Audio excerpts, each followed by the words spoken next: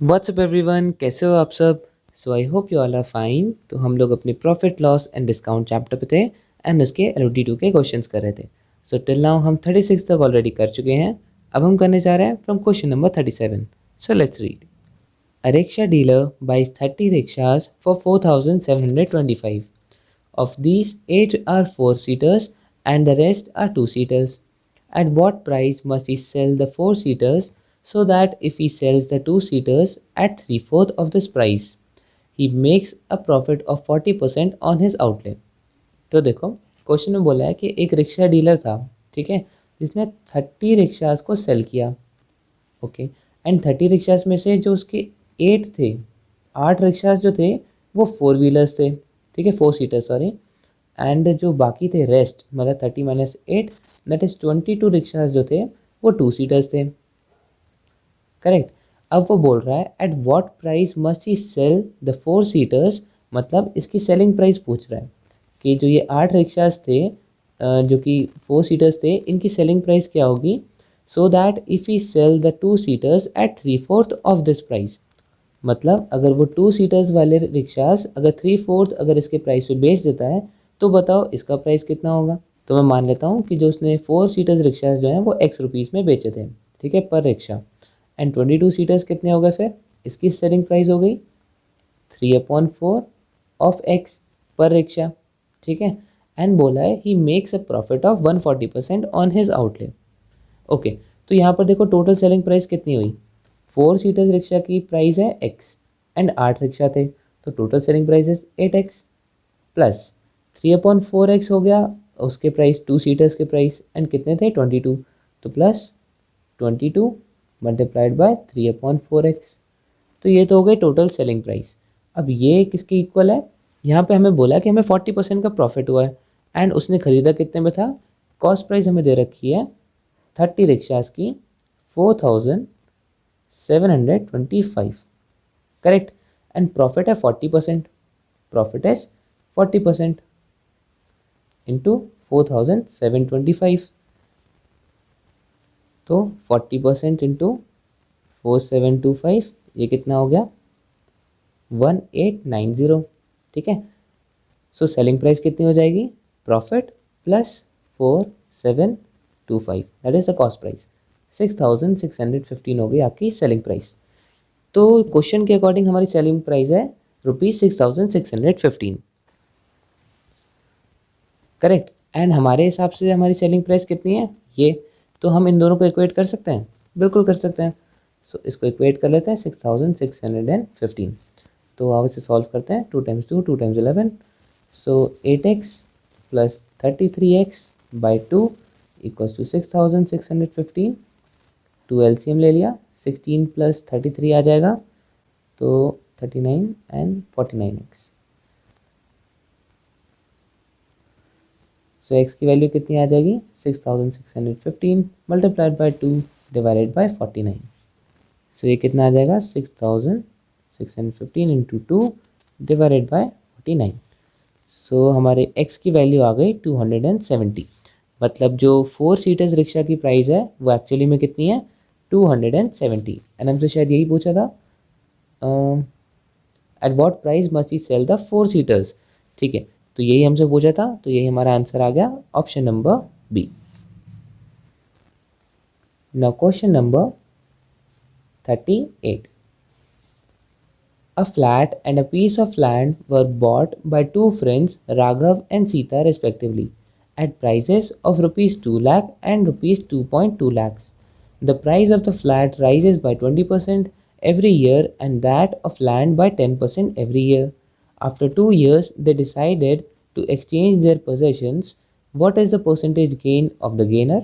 तो देखो क्वेश्चन में स्टोरी क्या है कि एक फ्लैट है और एक पीस ऑफ लैंड है, ठीक है, जो कि दो लोग खरीदते हैं, दो फ्रेंड्स राघव और सीता। तो यहाँ पर हम दो लोगों की बात कर रहे हैं, एक है राघव एक है सीता। राघव ने क्या खरीदा, फ्लैट खरीदा,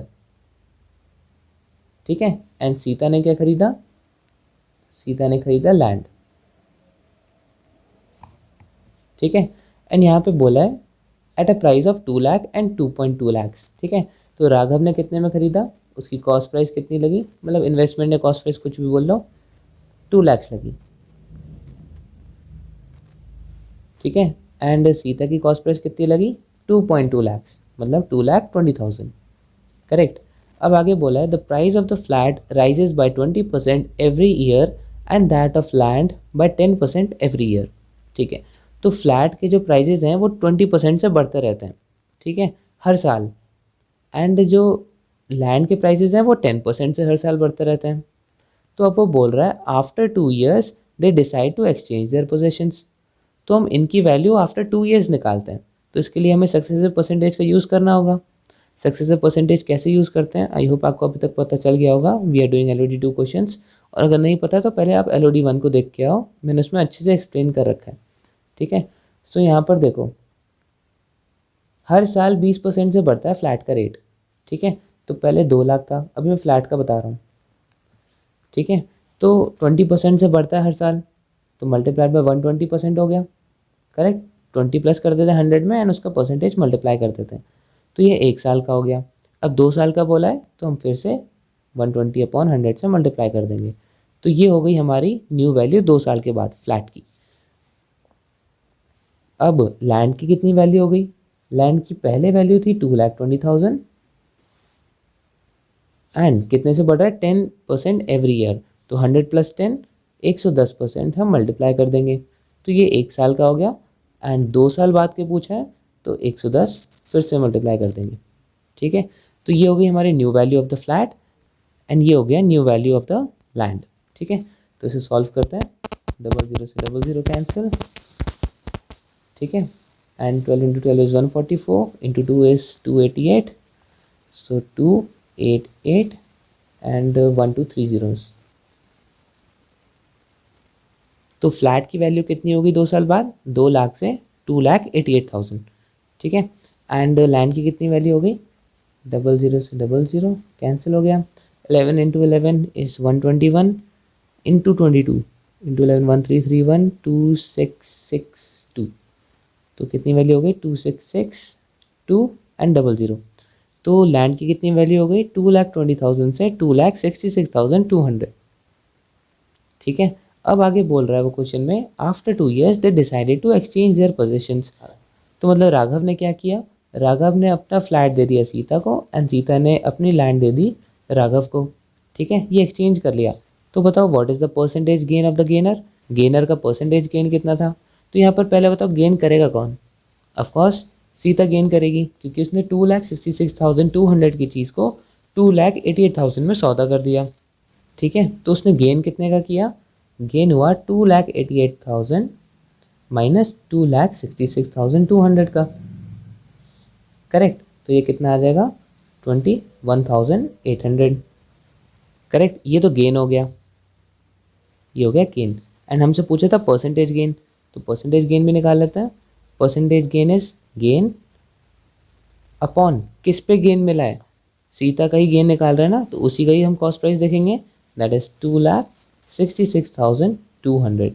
ठीक है, अब परसेंटेज निकाल रहा है तो इंटू 100 भी कर देंगे। तो इसे सॉल्व करते हैं, 21800 डिवाइडेड बाय 2,66,2, तो ये आ गया 8.189%। तो ये हो गया आपका गेन।